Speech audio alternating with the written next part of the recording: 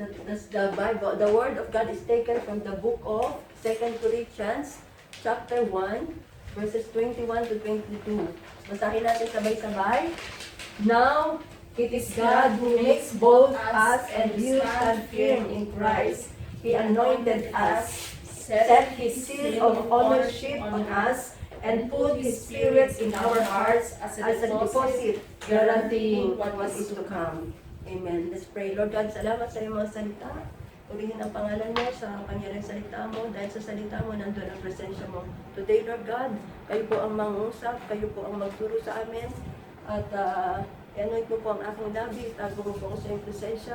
Dalayan ko, Lord God, ang iyong mga salita, ang lalabas sa aking bibig. At sa pamagitan ng mga salita mo, Lord God, patuloy mo kaming babaguhin, patuloy mo kaming liligtas, patuloy mo kaming pagpapalain, Lord God. Dahil ito ang nais mo, dahil kami mga anak mo po. Salamat po.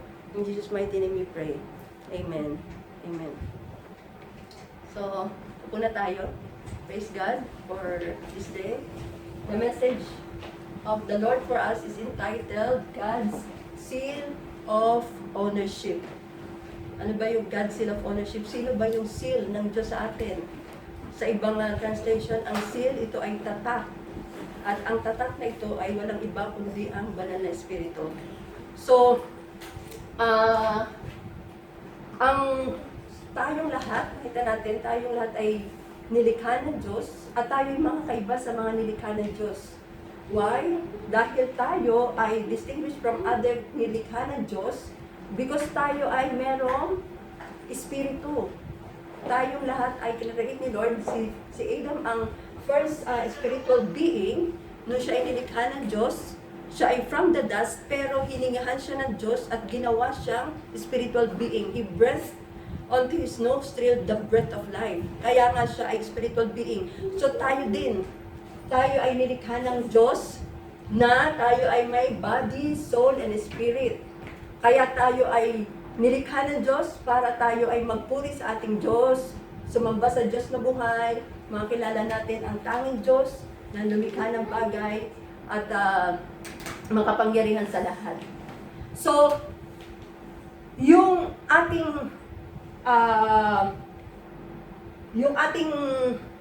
nakita natin, di ba, kung paano ang tao ay nag-fall ang tao from sin at kung paano ang Diyos iniligtas ang tao mula sa kasalanan. At ito nga, si Jesus Christ who died on the cross, at ito yung pinapangaral from the apostles hanggang sa ngayon, that Jesus Christ died on the cross. At ito yung kaligtasan natin. So, ngayon tayo ay nakipag-isa sa Panginoong Jesus as ating Diyos, as our Savior, our Redeemer. Tayo ay pinagkalooban ng Diyos ng banal na Espiritu. At ang sabi sa Bible, ang tinanggap daw natin ay hindi Espiritu ng sanlibutan na ito, kundi ang tinanggap natin, according to 1 Corinthians chapter 2, verse 12, we have received, what we have received is not the spirit of this world, but the Spirit who is from God, so that we may understand what God has freely given us. So ang tinanggap natin ay hindi espiritu ng mundo, kundi espiritu ng Diyos ang tinanggap natin. Kaya katulad ng kinanta natin, let us be aware of His presence. Ang presensya ng Diyos ay nasa atin, siya ay nananahan sa atin. Siya ay ating katuwang, siya ay ating partner in life. At ito nga daw sabi doon sa salita ng Diyos, bakit ibinigay ang banal na Espiritu sa atin? So that, sabi ay maunawaan natin kung ano ang ibinigay, kung ano ang kaloob ng Diyos sa atin. Ano ba yung mga kaloob ng Diyos? Napakaraming kaloob ng Diyos sa atin. Yan nga, yung may mga gifts of the Holy Spirit, may mga, yung unang-una yung mga ginawa ng Diyos sa krus, hindi natin ito maunawaan without the Holy Spirit. He makes us believe Jesus. Dahil ang banal na Espiritu, siya yung Espiritu ng katotohanan na nagtuturo sa atin ng mga kaloob ng Diyos. Yung ginawa ng Diyos para sa atin, para tayo ay iligtas niya. So yung sabi sa Bible, yun nga daw mga tao na hindi tumanggap, walang banal na Espiritu, ay hindi kayang unawain ang mga kaloob ng Diyos, yung kaloob ng banal na Espiritu. Dahil ito daw mga kaloob ng Diyos, ito ay naunawaan lamang sa parang espiritual. So kung wala tayong banal na espiritu, ibig sabihin yung mga bagay na espiritual ay hindi natin maunawaan. Kaya hindi tayo magtataka na yung mga unbelievers, kumbaga ang iba iniisip nila na ang ginagawa natin ay kamangmangan, ang ginagawa natin ay kahangalan lamang. Minsan na sinasabi sa atin na tayo nga raw ay mga kulto, di ba? At tayo, sinasabihan tayo na tayo ay waste of time ang mga ginagawa natin. Dahil nga ang mga bagay na espiritual ay tanging sa paraang espiritual lamang natin maunawaan. Kaya yung mga taong walang espiritu, hindi sila nakakaunawa ng mga bagay na ayon sa espiritu. Sa kanila yan ay kahangalan. At nangihingi sila ng mga proofs, ng mga reasoning, iba-iba ang mga reasoning nila. Pero tayo ay may banal na espiritu, tayo ay pinagkalooban ng kapangyarihan ng Diyos. Ito ang banal na espiritu, ang power natin. Ang Bible, tayo mga Christian, sino ba ang mga Christian? Ang church is the blood-redeemed church. Tayo yon, blood-redeemed church. Meron tayong isang ama, ang God the Father. Meron tayong isang aklat, ang aklat natin ay Bible. At meron tayong power, ang power natin ay ang banal na espiritu. Meron tayong kapangyarihan. Amen? Tandaan natin ang makapangyarihan Diyos, dumalang ng langit at ng lupa. Lumikha sa atin, siya ay nananahan sa atin. At anong sabi dito? Ang banal na espiritu, siya nga yung ating patnubay, napakalaki ng role na ginagawa sa atin ng Holy Spirit. Kasi ang Holy Spirit, siya yung ating patnubay. Siya yung gumagabay sa atin sa lahat ng oras. Kaya mahalaga na matutunan natin yung habang tayo tumatagal as Christian, mas lalo tayong nagiging intimate sa Holy Spirit. Lalo tayong, yung bang nagkakaroon tayo lagi ng, dapat pala lagi siya natin kinakausap, lagi na natin siyang tinatanong. Lord, anong ipipreach ko ngayong Friday? Lagi tayo magtatanong sa Kanya, Lord, ano ba ang gagawin namin sa bagay na ito? So kasi, ang banal na espiritu, ang patnubay natin. Ang banal na espiritu ang magtuturo sa atin ng mga bagay na hindi natin naunawaan. Kasi nga, ang Holy Spirit is ang patnubay. So ano pa ang role na ginagawa sa atin ng Holy Spirit? Ang Holy Spirit, siya yung nagtuturo sa atin. Because maliban at ang banal na espiritu ang magbukas ng ating puso't isipan, hindi natin maunawan ang salita ng Diyos. Walang makakaunawa nito. Tanging ang Holy Spirit na tinanggap natin, siya yung nag-i-impart ng wisdom, siya yung nag-i-impart ng understanding ng kanyang salita, kaya't naunawaan natin to. Ano pa ang kaloob ng banal na espiritu sa atin? Ano pa ang ginagawa ng banal na espiritu sa atin? Ang banal na espiritu, siya yung nagko-comfort sa atin.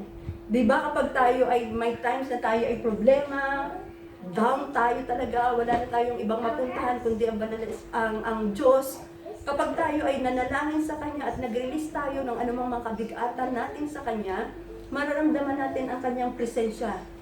Nararamdaman natin ang kagaanan sa ating kalooban. Kasi nga, ang banal na espiritu, siya yung nagko-comfort, nagbibigay ng strength sa atin. Ano pa?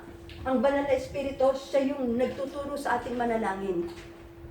Ang sabi sa Bible, tayo raw lahat ay hindi marunong manalangin ng wasto. Pero dahil ang banal na espiritu ay nasa atin, ang banal na espiritu ang nagtuturo sa atin kung paano tayo manalangin ng wasto. Kaya kapag tayo ay pinaramp na ng Holy Spirit, di ba, ang Holy Spirit din ang nagbibigay ng prompting. Kumbaga, ang banal na espiritu ang nagbibigay ng nag-uudyok na tayo ay manalangin. May mga bagay na i-inject sa ating mga puso at maaano natin na may bagay na binibigay sa atin ng banal na espiritu para ipanalangin natin. Ganun ang banal na espiritu. At siya nga yung ano pa ang ginagawa ng banal na espiritu? Siya yung nagbibigay ng power sa atin para tayo ay mag-witness to other believers. Amen? So, ang Holy Spirit, tinanggap natin ito at ito nga ay kasama natin, hindi tayo pababayaan, hindi tayo iwanan.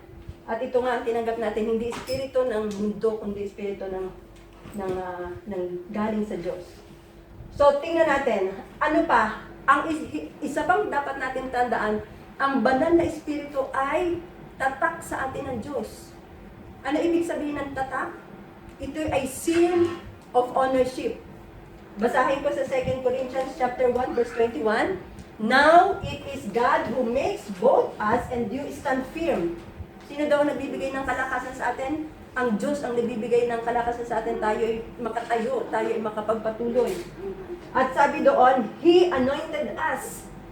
At pagtapos, He set His seal of ownership on us and put His Spirit in our hearts as a deposit guaranteeing what is to come. So, binigyan tayo ng seal of ownership. Ibig sabihin, tayo ay binigyan ng tatak ng Diyos na tayo ay tanda, na tayo ay pag-aari ng Diyos. Pag sinabi nating ownership, di ba ang ownership ay pag-aari? Kaya pag tayo ay may bagay, for example, meron tayong ballpen, meron tayong isang bagay na sa atin, nilalagyan natin ito ng tatak. Ibig sabihin, pag-aari natin ang isang bagay na yan. Ganon din ang mga, natatandaan ko yung mga baka, kapag ito'y sinisild ito may pinapainit silang, anong tawag dito? Bakal. Pinapainit yung bakal at itinatatak ito sa mga hayop. Tandaan na itong tatak na ito ay seal, na ito ay pag-aari. Pag-aari ng tao na yon. So, tayo daw, bilang mga Kristiyano, tayo ay binigyan ng Diyos ng seal. At sino ang seal na ito? Ang seal na ito ay ang Holy Spirit. At itong Holy Spirit ay sabi sa atin, ito daw ay deposit. Katibayan na tayo daw ay guaranteeing what is to come. Ibig sabihin, ginagarantiyan ng Banal na Espiritu na tatanggapin natin ang pangako ng Diyos sa atin. Kaya napakahalaga ng Banal na Espiritu sa atin kasi ito'y tatak. Pag sinabing tatak, ito ay tatak sa atin na tayong lahat ay mararapture ng Diyos. Kasi kung wala ang Banal na Espiritu, hindi tayo mararapture. Kasi nga ito ay tatak sa atin. Tanda na tayong lahat ay pagmamayari ng Diyos at pagdating ng panahon, sabi doon, itong tatak na ito ang magsisilbing garantiya na tayong lahat ay mararapture ng Diyos. So napakahalaga ang tatak ng Diyos sa atin. At ano ba ang sinasabi dito? Kung tayo daw ay pag-aari ng Diyos, ang sabi doon, kailangan yung tatak natin sa Diyos ay iingatan natin. Bakit? Dahil ang tatak ng Diyos, itong Banal na Espiritu, ay nalulungkot. Ang Banal na Espiritu ay, sabi doon sa salita ng Diyos, wag daw natin na bibigyan ng kalungkutan ang Banal na Espiritu. Ano ba ang ibig sabihin ng kalungkutan? Sabi dito, Ephesians 4 verse 30, and do not bring sorrow to God's Holy Spirit by the way you live. Remember, He has identified you as His own. So, ang Banal na Espiritu, in-identify tayo na Kanyang mga anak. At itong Banal na Espiritu ay person siya. Siya ay nalulungkot. Di ba si Jesus is representative ng Panginoon sa atin? So, ibig sabihin, ang Holy Spirit is the person of Jesus. Kaya si Jesus is, di ba, siya ay nasasaktan. Ganon din ang Holy Spirit na tinanggap natin as a person of Jesus. Kaya ang Banal na Espiritu ay na-offend siya. Ang Banal na Espiritu ay nasasaktan. Ang Banal na Espiritu ay nalulungkot. Ang Banal na Espiritu ay nagsiselos. Katulad din natin. Ganon ang presence ng Banal na Espiritu sa atin. Kaya dapat mas aware tayo sa presence ng Holy Spirit. At ano pang sinasabi dito? In-identify tayo ng Kanyang mga anak. At sinasabi dito, ito'y garantiya na matatanggap nga tayo, masisave tayo on the day of redemption. So kung ang Banal na Espiritu ay nasa atin at ito'y tatak ng redemption sa atin na tayo tutubusin, kailangan anong gawin natin? Kailangan ang Banal na Espiritu ay hindi natin pipighatiin. Ang Banal na Espiritu ay dapat hindi siya mapipighati.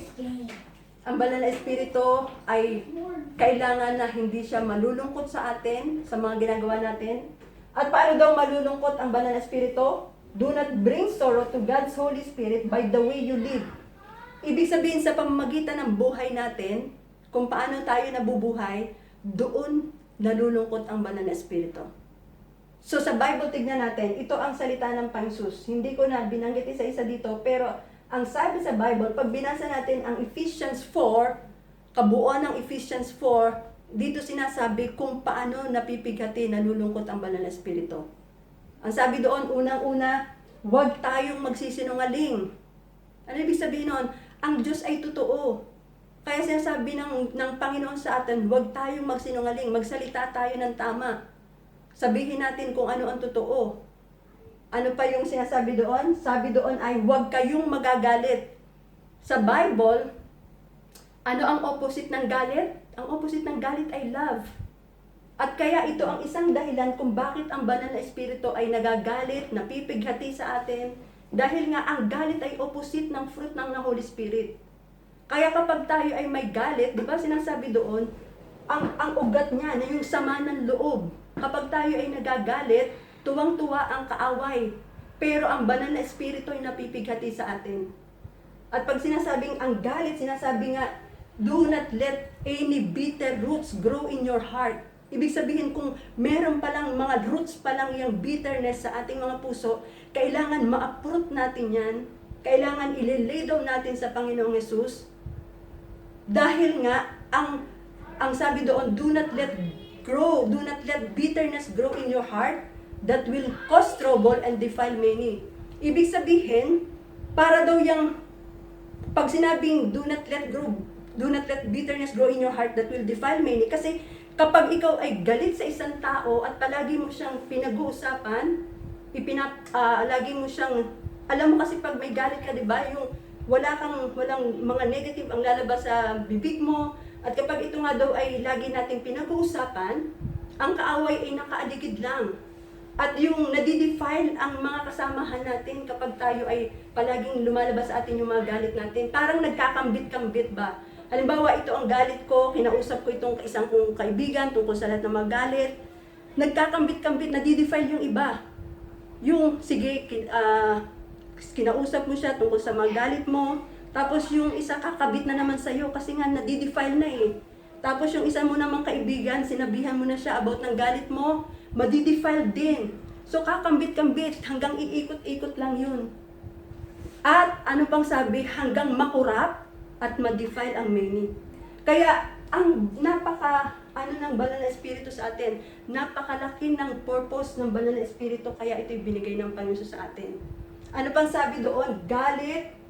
At hindi ko na nilagay dito. Ano pang sabi daw? Sabi dito, huwag kayong iwasan ang wala kasi dito. Magsabi ng totoo. Tapos sa isang translation pa, sabi dito, huwag ninyong hayaang lumubog ang araw na nandoon pa rin ang galit. Huwag ninyong bigyan ng pagkakataon ang dyablo. Kasi ang dyablo, isang lamang siya, nandiyan kumikilos ang kaaway. Ang sabi ay gawin ninyo, hayaan nyong magkaroon kayo ng pakikipagkasundo sa bawat isa. Let us live at peace with everybody. Ano pa ang sinabi sa Bible? Ito'y salita ng Diyos. Sabi doon, ang magnanakaw ay huwag nang magnakaw. Sa halip, kung kayo ay dating magnanakaw, ay iwanan na ang pagnanakaw at dapat matuto ng magtrabaho ang bawat isa. Matuto, magsikap na maging pagpapala, hindi yung magnakaw. Kahit na sabihin natin may pangangailangan ka, pero kung ginamit mo ang pangangailangan mo sa pagnanakaw, ang banal na espiritu ay hindi nalulugod doon. Ano pa sabi? Bakit? Ano pa yung paraan na nagigirib natin ang banal na espiritu by the way we live? Ang sabi dito, yung magbago tayo ng diwa at pag-iisip. Yung dati nating pagkatao, nasisira sa masasamang pagnanasa ng laman, yun daw ang dapat natin na tanggalin sa ating pamumuhay. At itakwil, ano pa sabi dito?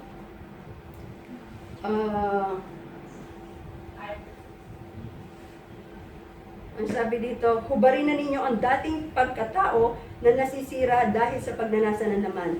At ito, ang isa dito, sinabi ko na lang dito, get rid of all bitterness. Ito daw yung mga dahilan kung bakit napipigati ang banal na espiritu. Tanggalin natin, hubarin natin, alisin ang anumang bitterness, anumang rage, anumang anger, brawling, slander, along with every form of malice. So lahat ng pambubulyaw, lahat ng panlalait, ang lahat ng yan ay nagiging, ang banal na espiritu ay napipigati sa atin. Ibig sabihin, kung tayo ay nagalit, kung tayo ay nambulyaw, kung tayo ay nagsalita ng masasama sa ating kapwa, hindi lang yung kapwa natin ang sasaktan, kundi unang-una ang nasasaktan sa atin ay ang banal na espiritu. Kasi nga napipighati ang banal na espiritu. At ang banal na espiritu ay tatak sa atin na tayong lahat ay tutubusin ng Diyos. Ang banal na espiritu ay tatak ng Diyos para tayo ay kanyang marapture. Kasi ang hahanapin sa atin ng Diyos ay ang banal na espiritu. Kaya napakahalaga na meron tayong aware tayo sa presence ng Holy Spirit so that ang banal na espiritu ay hindi mag-grip sa atin. Kaya ano pa sinasabi doon? Be kind. Ito raw ang sabi doon. Maging mabait kayo, compassionate to one another, forgiving to each other, just as in Christ, God forgave you. Amen? Kailangan tayo magpatawad daw sa isa't isa. Kung paano tayo pinatawad ng Diyos, kailangan tayo magpatawad sa ating mga kapwa. Kaya ako naalala ko nung ako ay may sama ng loob, meron akong talagang galit ako sa isang tao in the Philippines. At one time, ako nga ay in-invite ng kapatid ko, isinama ako ng kapatid ko. Sabi niya, ate, punta tayo, may isang missionary, missionary pastor, na-share ko na rin ito, pero sa iba, hindi pa. At doon talagang mabigat ang puso ko, talagang lagi akong umiiyak sa gabi. At noong time na yon, pinalapit yung mga taong gusto magpa-pray. Noong ako'y lumapit sa kanya, without anything saying kung ano ang dinadala ko sa puso ko, ang sabi ng missionary na yun, sabi niya, forgive him, forgive him. At yun, simula nung araw na yun, nung gabi na yung pagdating ko, talagang naramdaman ko na kailangan ko siyang magpatawad. Kaya nga, kailangan kung tayo ay may mga sama ng loob sa ating mga kapwa, kung tayo may mga hinanakit, kaaway, unang-una dapat hihingi natin ito ng tulong sa Panginoong Hesus. Nasabihin natin, Lord, ayoko ng ganito, ayoko ng may kaaway ako. At so, the time na yon na hiningi nga, na sabi ng missionary sa akin, magpatawad ka, hiningi ko sa Panginoon Hesus, Lord, gusto kong mag-release ng tawad sa Kanya. Do ako ang sinaktan niya, sabi ko, Lord, ayoko na manatili sa ganito. Kasi kapag tayo hindi nagpatawad, may torment sa atin. Tayo yung nabibilanggo ng kaaway at nananakaw sa atin ang peace at joy na kaloob ng banal na espiritu.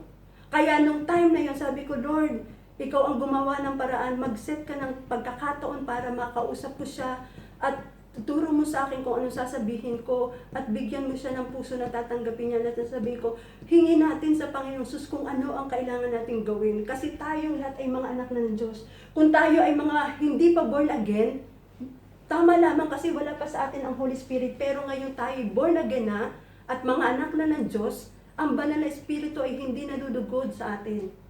Kaya hihingi tayo ng tawad at hahayaan natin na makipag-ayos tayo or hingi natin ang pagkakataon na, Lord, tulungan mo na magkaayos kami ng taong ito.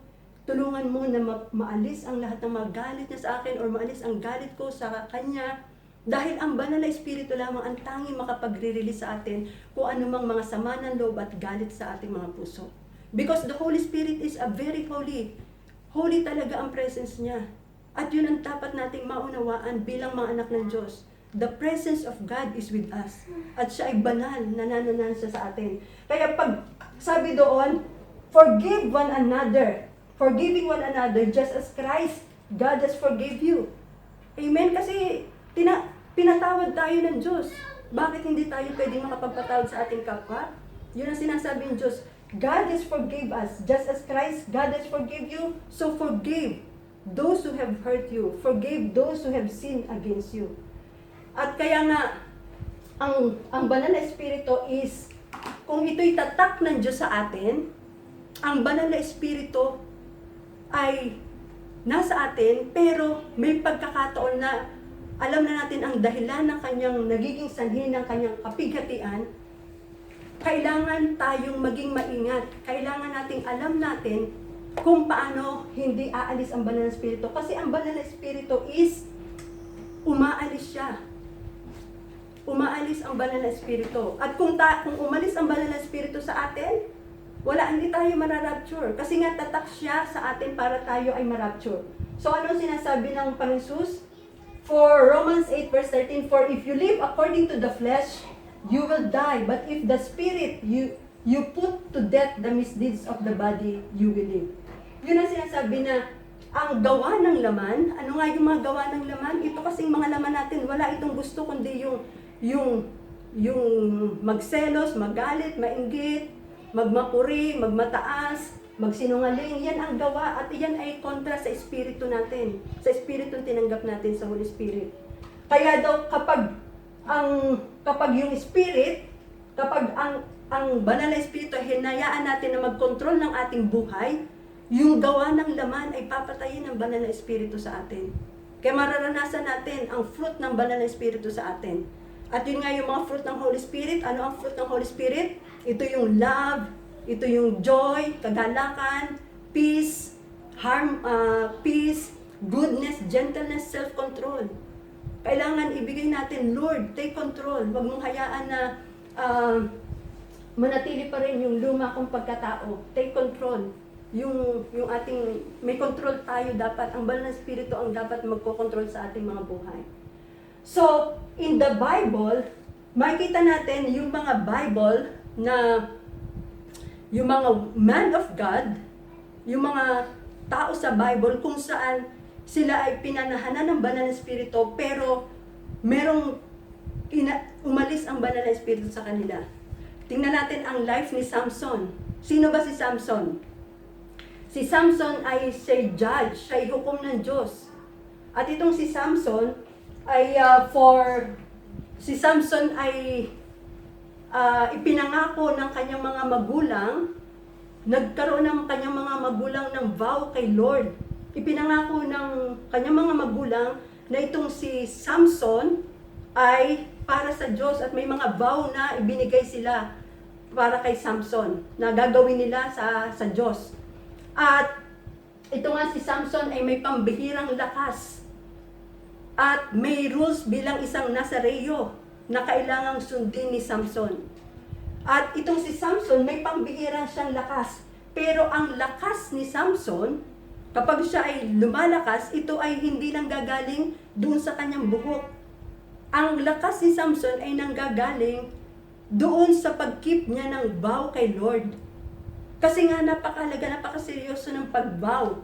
Kaya nung ang magulang niya ay nag-vow kay Lord, at ito naman si Samson ay nagkaroon ng maraming, hindi siya nasunod ang vow niya sa kay Lord, naging babaero siya, at siya ay, anong tawag dito, womanizer siya, at pagkatapos ay yung mga rules ng isang Nazareo ay hindi niya nagawa.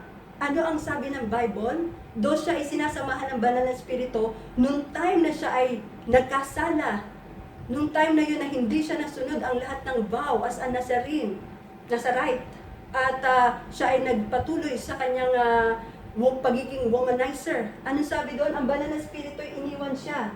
In Judges 16 verse 20, sabi dito, then she called Samson, the Philistines are upon you. He woke from his sleep and thought, I will go as before and shake myself free, but he did not know that the Lord had left him. Noong time na yun, iniwan na siya ng banal na espiritu. At ang masama pa, yung banal na espiritu ay hindi niya alam na umalis na sa kanya. Kaya napakahalaga yung ating relationship sa Holy Spirit ay hindi ito malulungkot, hindi ang banal na espiritu mapipigati sa atin. Why? Because nga nakita natin ang life ni Samson, na akala niya nasa kanya pa ang banal na espiritu. Pero nung time na yun, na iniwan na siya pala ng banal na espiritu. Dahil nga siya ay nagpatuloy sa kanyang pagsuway sa Diyos. Amen? So, ang presence ng banal na espiritu, yun yung nagbibigay sa kanya ng lakas dahil sa kanyang pagsunod. Pero nung time na siya ay sumuway na sa Diyos, nanghina na siya, pero after na siya ay nagrepent, in the closing years of his life, siya ay nagrepent sa kanyang kasalanan. At itong si Samson ay tinalaga ng Diyos para labanan ang mga Filisteo. Sino yung mga Filisteo? Yun yung mga kalaban ng mga Israelita. At nung time na siya ay sa kanyang huling yugto ng kanyang buhay, hiningi niya ang kapatawaran sa kasalanan At nung time na yon, bumalik ang sinamahan siya muli ng Diyos, bumalik ang kanyang lakas, at pagkatapos noon, ginamit siya ng Diyos para lupigin ang kanyang kaaway. Lumakas siya, at yung gusali ay may basa niyo sa Bible, kasama namatay ang napakaraming Filisteo, pero kasama rin siya sa namatay. So yung banal na espiritu, nakita natin that the time na siya ay hindi nakasunod sa Panginoon Jesus, yun ang time na siya iniwanan ng banal na espiritu. Ano pa? Tingnan natin ang life ni Saul. Si Saul naman, sino ba si Saul? Si Saul ay yung unang hari siya ng Israel. At siya nga ay pinili ng Diyos. Pero nung time na yon, si Samuel ay meron ding command sa kanya ang Diyos. Ano ang sabi niya? May kaaway sila. At ang kaaway nila ay ang mga Amalekites. At sabi ng Diyos, lupigin niyo ang lahat ng Amalekeo. Lahat ng mga hayop, lahat ng mga baka, lahat ng mga ari-arian nila, kailangan niyong lupigin. Pero alam mo, ginawa ni Saul, nilupig nila ang kaaway, pero nagtira siya. Binihag niya lamang si Haring Agag. At pagkatapos, pumili pa siya ng mga hayop at baka, hindi niya rin yung pinatay. Kaya doon ay nagkasala si Samson, at nung time na si David, nung matapos niyang patayin si Goliath, at nakapatay siya ng marami pang mga kalaban, kaaway, si Saul ay nagsimula ng magselos kay David. At napakaraming pagkakataon na pinipilit niyang tugsain. Pinipilit niyang labanan. Yung marami siyang ginawang paraan para si Saul ay patayin. Pinapana niya ito. Si David ay patayin. So, kumuha siya ng mga pagkakataon para patayin si David dahil nga siya ay puno na ng galit, puno na ng selos, dahil nagsimula siyang magkasala. At nung siya ay nagalit, siya ay nainggit kay David, pilit niya itong papatayin, pero hindi niya napatay si David. Ano ang sabi ng kasulatan? Sabi doon in 1 Samuel 16 verse 14, now the Spirit of the Lord had departed from Saul, and an evil spirit from the Lord tormented him. Amen? So, umalis ang banal na espiritu sa kanya. Umalis ang banal na espiritu. At ano ang bumalik sa kanya? Evil spirit ang nag-torment sa kanya. Kaya nung time na yon, na wala na ang banal na espiritu sa kanya, ang evil spirit na ang nagto-torment sa kanya, sinabi sa kanya ng kanyang mga kasamahan, kailangan daw siya ay, kung gusto nyo, sabi sa hari, kukuha tayo ng manunugtog para sa oras na kayo ay tumutugtog, itong evil spirit na ito ay mawawala. So yun ang work. Kaya noong si Saul ay tinotorment ng evil spirit at tinutugtugan siya ni David, yung evil spirit na yun ay umaalis. Kaya napakahalaga din yung worship natin. Kasi sa ating worship, ang presence ni Lord talaga ay dumarating. At yun nga ang inaano ko rin, kapag tayo ay nandito in the presence of Lord, hayaan natin na igalang natin ang presence ni Lord. Kung maaari, iwasan natin ang mga mag-cellphone, mag-picture-picture. Kasi ang banal na espiritu, ay nasa ating mga kalagitnaan. At ayan tawag dito, yun yung lagi kong minsan sinasabi na kapag tayo ay sumasamba sa Diyos, ibigay natin. Kasi konting oras lang tayong sumasamba sa Diyos. At may mga time tayo to picture, may mga time tayo na mag-cellphone, mag-text, pero pag tayo nasa presence ni Lord, kailangan tayo na iginagalang natin ang presensya ng Diyos. Iginagalang natin kasi ang banal na espiritu ngayon napipighati. Kapag tayo ay gumagawa ng mga gawain ukol sa Lord, ang dapat ay binibigay natin ang ating oras sa Kanya. Hindi tayo kung ano man ang mga gawa ng laman na inaatupag natin. Kasi ang presensya ng Diyos ay nasa ating kalagitnaan. Kaya alam nyo, kapag tayo sumasamba dito, nararamdaman natin, di ba, kapag maayos ang ating worship dito, kapag maayos tayo na nagtitipon dito, at na maayos tayo nag-start ng worship, siya ay nasa atin, dumadalaw ang banal na espiritu sa atin. Talagang dumadalaw. Kapag tayo ay maayos ang ating pag-start ng worship, yun nga sinasabi ko, kahit tayo ay nasa atin ang banal na espiritu, kapag ang congregation ay nagkakatipon, ang banal na espiritu ay dumadalaw. Kaya mararamdaman mo na lamang ang presence ni Lord. Hindi ka makakatagal sa kanyang presensya, mararamdaman mo ang presence ni Lord. At kapag nandun ang presence ni Lord, umiiyak ka kasi alam mo yung presence ni Lord ay nandyan eh. Kaya ang presensya ng Diyos ay napakahalagang maging sensitive tayo sa banal na espiritu. At yun ang sinasabi sa Bible, in the last days, I will pour out my spirit upon all men. Kaya hindi natin pwedeng limitahan ang Diyos na maaring sa pagtitipon natin ng ganito, maaring i-pour out ni Lord ang Holy Spirit kasi we are in the last days. At yun ang sinasabi ng Panginoong Jesus, in the last days, I will pour out my Holy Spirit upon all people. Kaya hindi natin pwedeng limitahan ang Diyos. At yan ang kailangan maging aware tayo in the presence of the Holy Spirit. At yun nga, kailangan tayo, mag-spend talaga tayo ng time sa pagsamba sa Diyos, sa banal na Espiritu. Ano pa ang sinasabi dito? Now, the Spirit is the Lord, departed na kay Saul, tinorment siya ng Spirit, and then yun nga, yung worship, through worship, yung presence ni Lord, ay dumarating kay Saul, nawawala ang evil spirit sa kanya.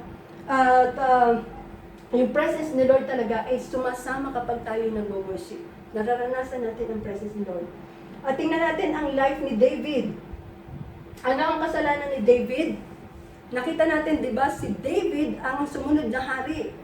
Pagkatapos ni Saul, siya naman ang sumunod na hari. At si David, ano ang naging kasalanan ni David? Although si David ay man after God's own heart, nagkasala siya. At ang kasalanan ni David ay siya ay pumatay. Ano pa naging kasalanan ni David? Si David ay nangulan niya, adultery, at pagkatapos siya ay nagkunwari. Marami siyang ginawang paraan para itago ang pagbubuntis ni Bathsheba. Kasi siya ay hari pero nakakumit siya ng adultery, at yung time na siya ay nakita niya si Bathsheba na humaling siya sa kanya at nagkaroon sila ng anak nito na buntis si Bathsheba. So ang ginawa niya para matakpan ang kanyang kasalanan, tinawag niya ang kanyang mga kawal. At ang gusto niyang mangyari, itong si Uriah, ni asawa ni Bathsheba, ang gusto niyang gawin ay sila ay magkasiping. So that kung mabuntis na ni Uriah ang kanyang asawa na si Bathsheba, ay maitago niya ang ginawa niyang pangangalo niya. Maitago niya ang ginawa niyang kasalanan. At pagkatapos, ano ang ginawa niya? Yung si Uriah ay iniharap niya. Siya yung pinakuna niya, siya yung inilagay niya sa harapan sa time ng digmaan ng battle para mamatay si Uriah. So nakita natin ang kasalanan ni David. At si David, ang sinasabi sa Bible, si David ay marunong. Ano ang ginawa ni David? Ang ginawa ni David is nanalangin siya. Kasi alam niya na kapag tayo ay nagkasala, ang banal na espiritu ay, sabi niya ay umaalis. Kaya alam niya ito ang prayer ni David. Nung siya ay nagkasala, sabi niya dito, in Psalm 51:10, create in me a clean heart. Sinabi niya sa Diyos, create in me a clean heart. O God, renew a loyal spirit within me. Do not banish me from your presence and do not take your Holy Spirit from me. Kasi alam na alam ni David na nung si Saul ay nagkasala, doon sa Bible, I am the life. I am the life daw. Kasi nga si Jesus ay life. Ang Holy Spirit ay life. Kaya pag tinanggap natin si Jesus, yung buhay mismo ni Jesus ang magiging, yung mabubuhay na siya sa atin. Kaya sinasabing life, hindi lang yun yung may hininga tayo, kundi yung life mismo ni Jesus ang magiging buhay natin. Siya yung makikita ng Diyos ng tao sa atin. Yung presensya ng Diyos sa atin ang makapapanahan sa atin. Kaya mahalaga na palagi tayong magbabaon ng forgiveness, mahalaga na magbabaon tayo ng humility, mahalaga na meron tayong mga kababaan ng loob, at ito nga ay hindi natin magagawa. Wala tayong kayang gawin sa mga bagay na yan. Ang mga bagay na yan ay work ng banal na espiritu. Ang mga bagay na yan ay pinuproduce ng banal na espiritu sa atin habang tayo ay patuloy na nagko-commune sa Kanya, naglalaan ng oras sa Kanyang salita, habang tayo ay nagkakatipon sa mga ganitong gawain, then yung Holy Spirit will continue to take over our lives. Ita-take over niya ang ating body, soul, and spirit. Amen? At kaya, ang banal na espiritu ay mananatili sa atin. Kasi tanda natin, ang tatak natin, tayo ay ownership. Remember, ownership. Pag-aari tayo ng Diyos, we belong to Jesus. Kaya yung tatak ng atin, na pinagkaloob niya sa atin, ay ingatan natin na hindi siya mapigati, hindi siya mag-grieve, hindi siya masaktan, hindi siya ma-offend. Amen? So, we praise God dahil tayo ay sinasamahan ng Diyos. At habang tayo nandito pa, lagi tayong binibigyan ng pagkakataon ng Diyos na lumapit sa Kanya, mag-humble sa Kanya, at magpakumbaba sa Kanya at humingi ng tawad sa Kanya. Amen? Kasi mahal tayo ng Diyos. Ayaw ng Diyos na tayo mapahamak, mapariwara. Ayaw ng Diyos na hindi natin makakamtan ang pangako niya sa atin. Lalo na sa time na ang Panginoon Jesus ay bumalik sa atin at time na tayo i-rapture na ng Diyos. Amen?